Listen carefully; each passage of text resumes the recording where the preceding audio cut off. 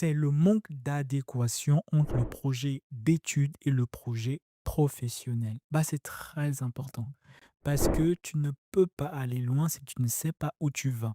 C'est comme faire des études juste pour faire, alors que, bah, en fait, quand on fait des études, il y a un but précis.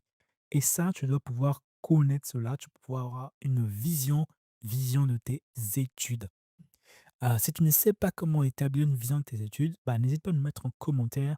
Je ferai une vidéo dessus ou d'ailleurs peut-être un e-book ou même te conseiller vers les personnes qui vraiment le font ou qui aident à le faire de manière claire et nette. L'erreur qui revient ou le motif de refus qui revient souvent, c'est que le jury dans ton dossier peut lire, moi je peux également le faire, je peux également lire dans ton dossier si réellement en fait il y a une adéquation entre ton projet d'études et ton projet professionnel, OK? Donc il faut vraiment chercher une cohérence entre les 2. Bah, il faut expliquer clairement la continuité dans la lettre de motivation de ce que tu vas faire dans tes études vers ce que tu vas faire dans le monde du travail.